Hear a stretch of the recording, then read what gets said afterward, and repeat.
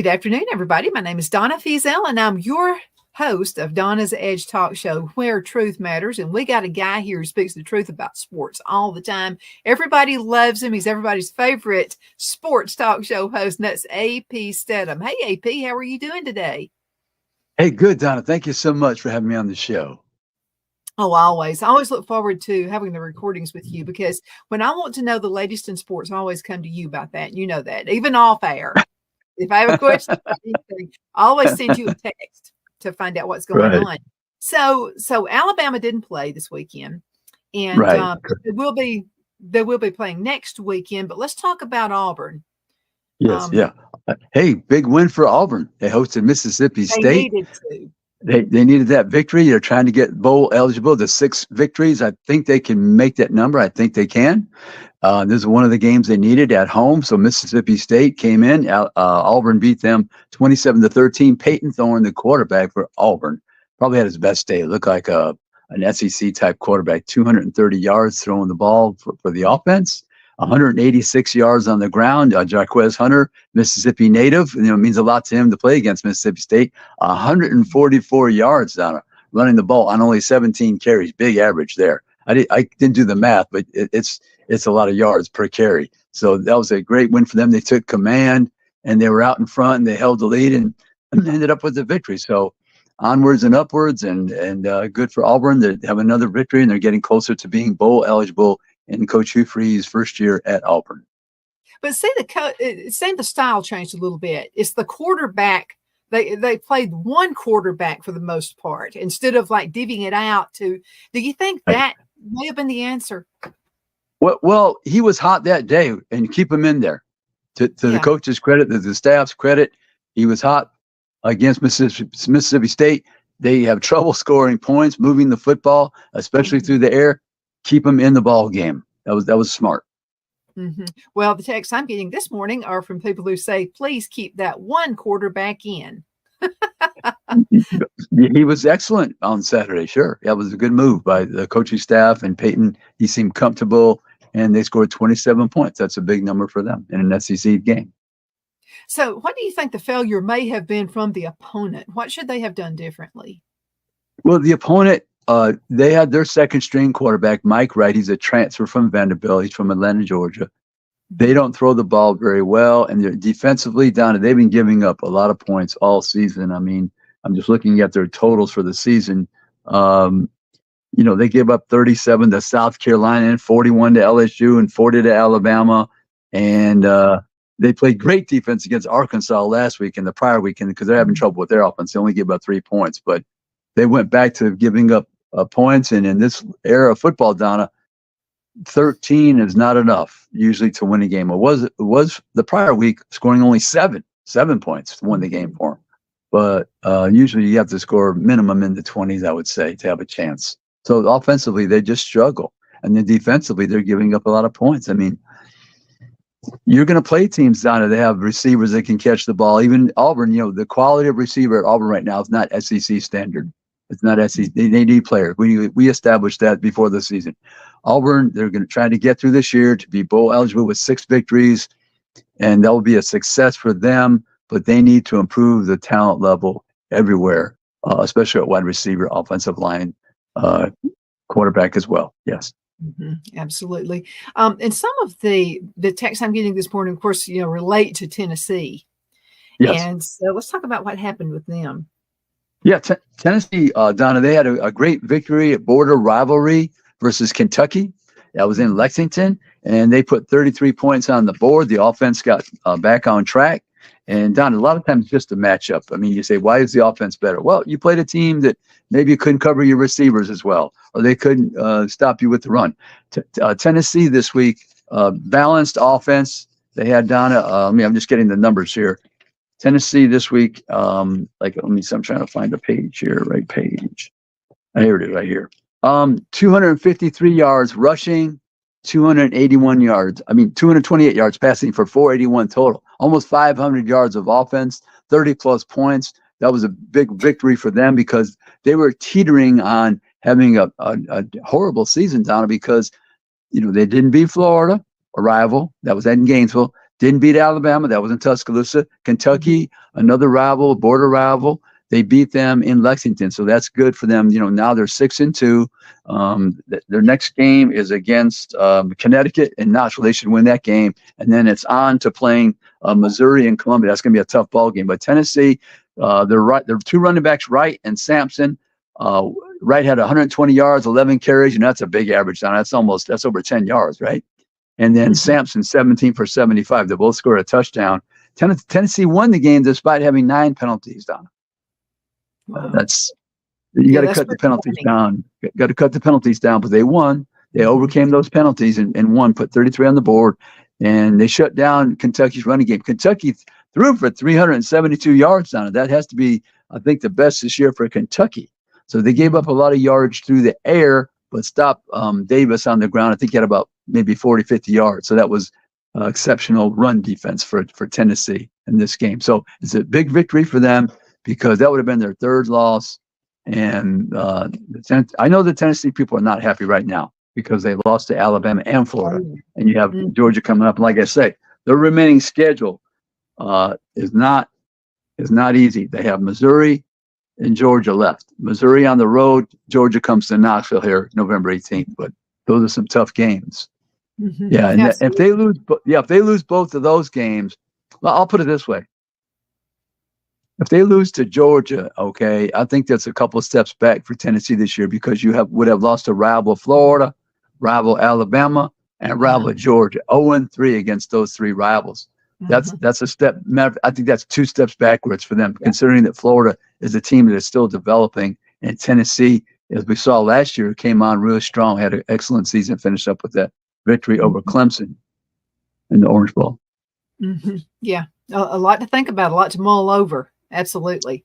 And this was a question posed to you about Tennessee. And this guy said, it's evident I'm a Tennessee fan. His name is Raymond. So he said, I'm a Tennessee fan, but how do you think they'll measure up next year if they keep going the way they are? Well, they'll have a new quarterback. They'll have a new quarterback. The California kid. He came in this year, the freshman, highly regarded. He hasn't played that much, but they'll have a new quarterback. So, Donna, we know that the function of your team depends on the play of the quarterback. Right. I mean, because they're throwing the ball, they're running the ball, they're calling the plays, and defensively, if you have a strong defense, which not most teams in college football have a real strong defense, and Tennessee is getting better defensively, but their winning is based on having an excellent, above average quarterback in that system of distributing the football to all the receivers and the running backs. That's Josh Heupel's winning formula. But so next year we'll see how the quarterback plays and if they continue to improve on the defensive side. But if they lose to 3 rivals this year, I think that's not 1 step back. I think it's 2 steps backwards. Yeah, I agree with you there. A lot to think about, a lot of things happening. So Alabama, now, what are we looking forward to this coming weekend? Yeah, big game. It's probably for the SEC Western Division. LSU comes to town. Donna, they're averaging, when we speak about offense, LSU, I think they're leading the country, at least the conference, almost 50 points a game. The last 4 games, Donna, and 2 of them were on the road. They didn't win all of them. They lost to Mississippi. 49 points, 48 points, 62 points. I mean, they could play for the basketball team, right, with those scores almost. I mean, that's some big numbers. So, Daniels at the quarterback position, very elusive for LSU. It's about 6'3", and I describe him as a wide receiver because he's so elusive and tall, long-legged, can make a lot of yards, but he's having a fantastic year throwing the ball. 2 exceptional receivers for them, playing Malik Neighbors, and I think his name is Todd's in there, last name Thomas. I forgot his last name. But anyway, number 11, number 8. They're very good. I mean, they can get 1,000 yards, both of them, this 1 year. And then he has excellent tight end Mason Taylor. So and Logan Diggs, the transfer running back from Notre Dame. So they are rolling on offense, Donna. Defensively, that's another story, Donna. They like I said, they gave up 55 points at Ole Miss, and they scored 49, which should win the game for you. But they gave up 55. But I think they'll probably get a little better on defense. So Alabama, their quarterback's getting better. Jalen Milroe, they can throw the deep ball. The receivers have played extremely well the last few games. They've come alive. They're catching the ball for their quarterback, supporting the quarterback. And the offensive line, they're big, but we don't know how they're going to block that day. So it's important for Alabama maybe to run the football, to take time off the clock, keep that potent offense on the sideline for LSU. But they're playing at home in Tuscaloosa. It's for the SEC Western Division, probably. Yeah. Mm-hmm. So big ball game. Well, not necessarily playing at home is a big deal because Alabama fans travel. It doesn't matter where. Yeah. No, it doesn't matter. And LSU has beaten them. Yeah, and LSU's beat them in Tuscaloosa, Donna, before. Mm-hmm. That's happened. Mm-hmm. Now, which was your game of the week? Oh, yeah, Donna. I was at the Georgia-Florida game this week, and Georgia was took a commanding lead in the first half. It was really over at halftime.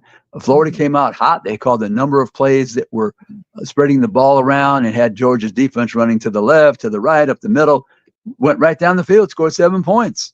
And it looked like Florida came ready to play, but they did not, because Georgia reorganized and played better defense and shut them down. Carson Beck, without Brock Bowers, the sensational tight end, distributed the ball to a host of receivers.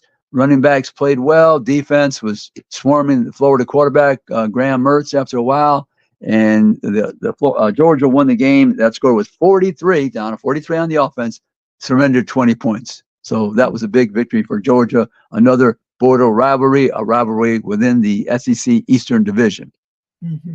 That's something. A coach has to, just like running a business, a coach has to be able to make quick decisions. I mean, just because you plan for something to go a particular way, it doesn't always.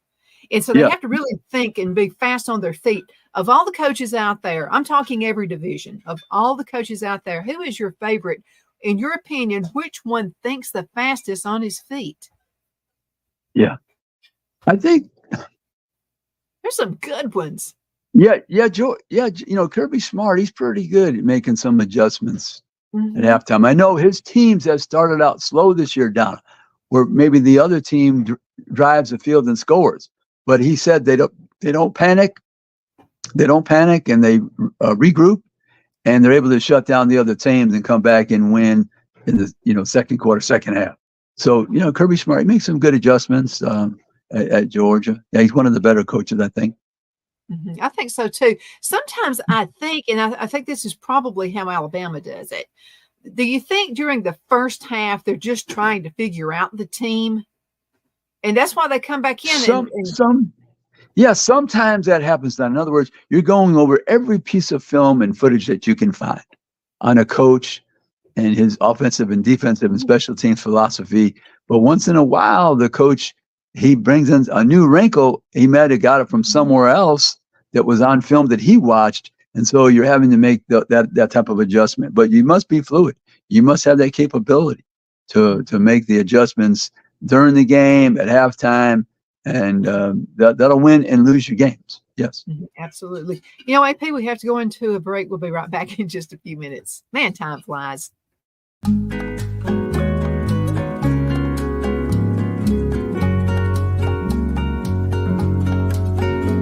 At Lamone's Mexican Restaurant, located in Henniger, Alabama, and voted Best Mexican Restaurant of DeKalb County, Alabama 2020, we're here to serve you with authentic Mexican cuisine. Order easily online by going to lamonsmex.com or call 256-657-3999 to place your order. We're open Sunday through Thursday, 11 a.m. to 9 p.m. and Friday and Saturday, 11 a.m. to 10 p.m. Whether you're celebrating a cozy date night for two or a celebration for a crowd, at Lamone's you'll love our atmosphere and friendly servers. Thank you for dining with Lamone's Mexican Restaurant.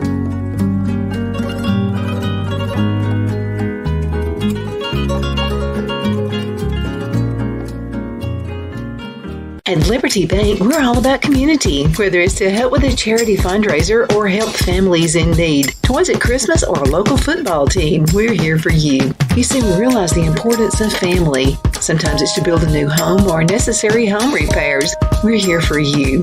If you like the feel of a small town bank with all the conveniences of a big city bank, we're here to serve you. You will find us at any of our convenient locations in DeKalb, Marshall, Etowah, and Blount counties in North Alabama. You can call and speak with any of our friendly staff at 256-659-2175 or check us out on the web at libertybankal.com. And thank you for your support of our community. Member FDIC Equal Housing Lender.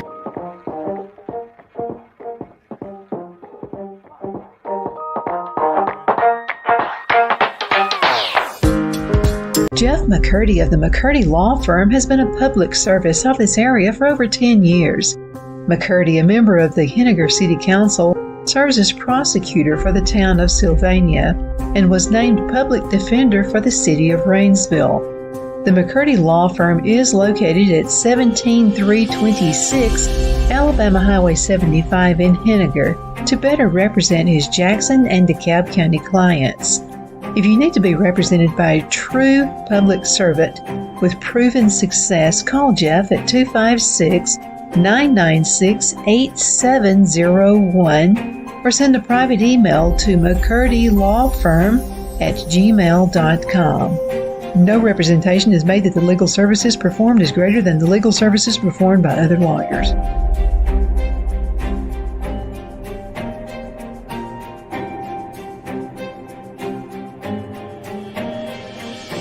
My Towels solved a problem that we've all had with towels. You go into the stores and they feel lotiony and soft, but then you get them home and they wind dry you. That's why I made My Towels. They actually work, they're soft, and they absorb. And now I'm excited to announce 2 brand new lines of My Towels. What makes them the best towels ever is they're now made with 100% long staple Shapir cotton. This is a combed ring spun cotton that makes My Towels even softer and more absorbent than ever. And now you get a 6-piece set for an amazing introductory sale price as low as $29.98. So go to mypillow.com or call the number on your screen. Use your promo code to get My Towels for only $29.98. Or you can get my designer premium line for just $20 more. Either way, you save 50% now on all My Towels. They actually work. What a concept. This offer won't last long, so please order now. MyPillow.com.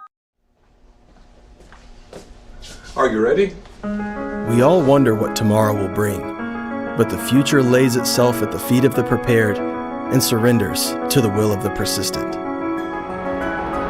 It's not easy, but today shapes you so you can shape tomorrow.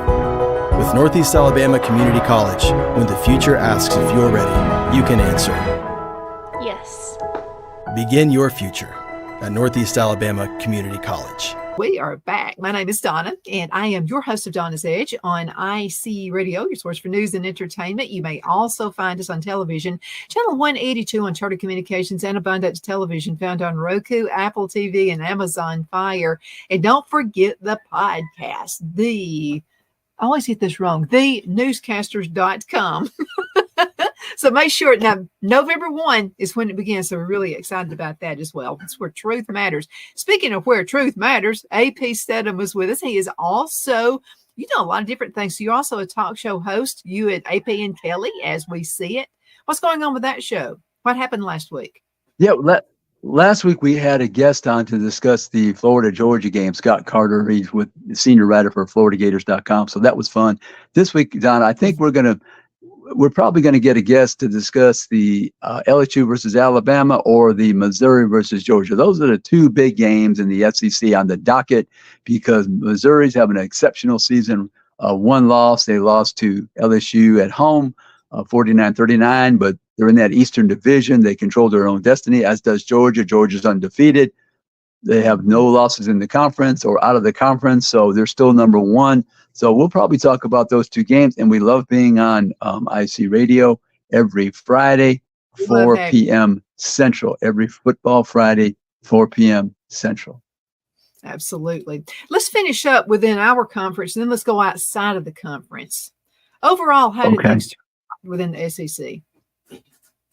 Yeah, Georgia's still in the driver's seat, I believe, Donna. They, have very good play from that quarterback, Carson Beck. This is his first year as a starter. They still play good defense. They don't have the talent that they did in prior years, but it's still one of the tops in the conference, in the country.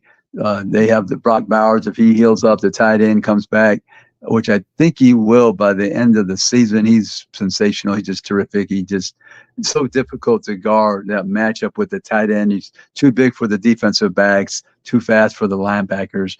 So Georgia in the East, but like I say, Missouri, they'll be coming to town here pretty soon this weekend to play Georgia. That'll be an interesting ball game. And on the other side of it, Alabama hosting LSU. That'll be decided this Saturday. It's a Saturday night game. The Georgia game is in the afternoon first. So two big ball games, one in the East, one in the West. But like I say, there's still games left on the schedule that you have to win. It's important for this weekend, but you must continue to win within the conference because there's some games left. Georgia's got an interesting schedule. These last 4 conference games, Donna, they beat Florida, they host Missouri, they're hosting Ole Miss the following week. Then they travel to Knoxville. That's 4 straight games against potential teams that could give them trouble. Florida didn't give them any trouble. They took care of them. But these other 3 teams coming up, one of them might test Georgia. We'll see. And then Alabama, of course, they got LSU, and then have to go to Kentucky up in Lexington. And then they face Auburn at Auburn for the Iron Bowl. So Alabama's got 3 interesting games remaining as well. Who do you think? And LSU, let me look at LSU real quick. Okay. Let me look at LSU real quick. LSU has to play Florida and Baton Rouge and Texas A&M and Baton Rouge after they play Alabama. Go ahead, Don. I'm sorry. No, that's okay. I want to ask you the 2 biggest struggles between 2 teams up there. Okay, Alabama remaining. Who is their biggest struggle? Yeah, it's going to be LSU this game. LSU, because they're, like I say, scoring 50 points a game. If they get on top of you, Don, I don't think you can catch them. I don't think if they're hot offensively. I don't think you'll catch them, but we'll see. Alabama has good defense. We'll see. They had some.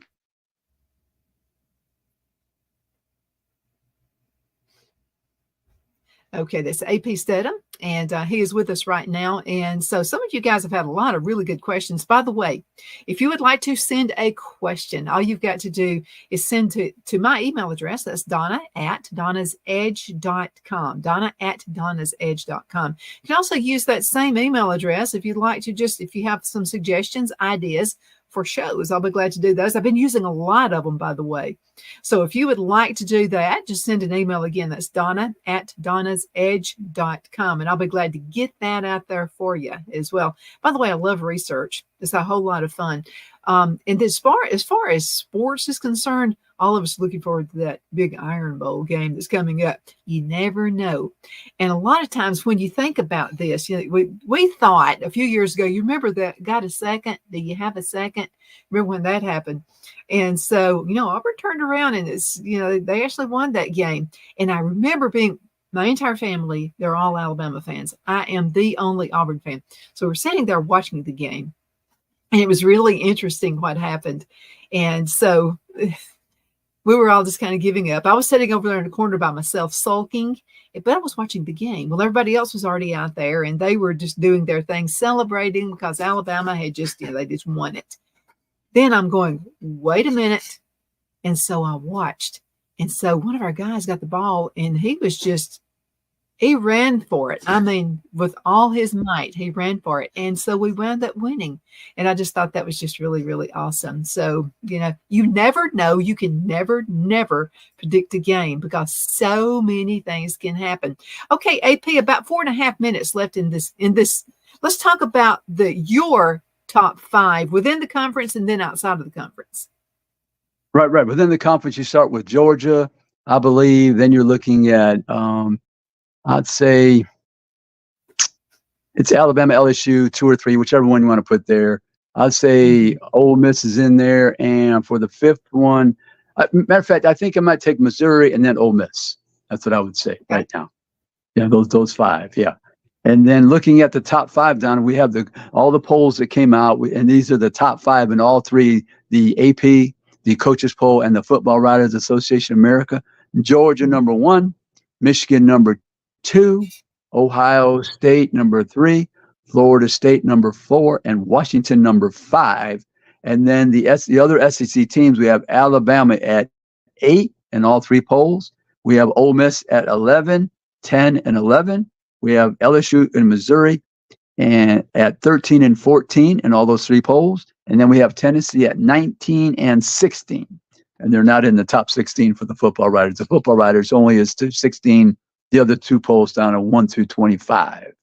So those are the top teams. Yeah, those are reasonable picks. And then Donna, a big event this week will be the College Football Playoff Selection Committee is meeting today in Texas, right around Dallas. And then they're going to make the announcement for the playoff. The preliminary poll going to be announced on Tuesday. So that's the poll that matters the most. And Donna, they don't even look at these other polls I just mentioned to you. They have their own thoughts and observations about who should be 1 through 25, because they actually pick the 4 teams for the playoff, and they pick the 6 top bowls as well. They make those matchups. Yeah. So if you were to guess what their poll will be, who do you think they're going to pick? Yeah, I would say that in their poll, right? Yeah, in their poll, I think in their poll, I'm sticking with Georgia. Georgia has played some big ball games and beat up some teams, and they're the reigning champions. So I have no reason not to have them number 1. I would say Michigan number 2. They're going to be challenged here in the next several weeks because they have to play Penn State and, of course, Ohio State. But I would still pick them number 2. I would say right now the number 3 team, I don't know. I might pick Florida State number 3. I might pick Florida, and I might pick Washington number 4 and have, let's say, Ohio State number 5 at the moment out of the picture. I think I might pick those 4. Georgia, Michigan, Florida State, Washington for the top 4. So why Florida State? That one kind of surprises me. Yeah. Which one down to the 4th one? The 4th one? Yeah, the Florida State. Florida State. Yeah, they're a good football team. Got a lot of offensive weapons. They've had some tight moments, but I saw them play against LSU when they were playing their A game, and they look sensational. They beat LSU by 3 touchdowns. Oh, yeah. And LSU is scoring 50 points, and they held them to 24. That was big in my eyes. Uh-huh. Yeah. Tommy asked a question about Clemson. We haven't talked about Clemson in a couple of weeks. My. Yeah. Clemson is struggling, 4-4 right now. And they might have another couple losses on the docket here, Donna. They have some tough games down the road. North Carolina, I think they have to play Notre Dame this week. Notre Dame's a good football team, and Sam Hartman, who played at Wake Forest, he knows about Clemson. And then they have to play North Carolina as well. They could have 2 more losses. This would be the worst season for Dabo since he began coaching at Clemson, right? Because I don't know if he's had 6 losses in a season, let's say. He's already has 4, and that's not counting, let's say, these other couple games I mentioned. And if you go to a bowl game, that's a horrific season for Clemson fans. Mm-hmm. Yeah, they're struggling. They don't have the same offense. Yeah, they don't have a good, their offense is not the same, and they make mistakes. They play pretty good defense, but offensively, they don't put the points on the board like they did in the past. Mm-hmm. Every relative I have is an Alabama fan. I'm the only Auburn fan, but I do have one cousin. His name is Gerald, and Gerald is a huge Clemson fan. Huge Clemson fan. Well, Gerald won't return any of my calls. Here's what he would do. He would call me and say, "What happened to your team?" He would say that all the time. He won't answer any of my calls. Uh-oh. Hey, Pete, we got to call it a day. Thank you so much for being on the show today. It's always a pleasure. Oh, my pleasure, Don. Thank you so much for having me. And thank you so much for watching The Edge. We appreciate you listening to us every day, Monday through Friday, and look forward to seeing you in just a few minutes from another awesome guest. Thanks, AP.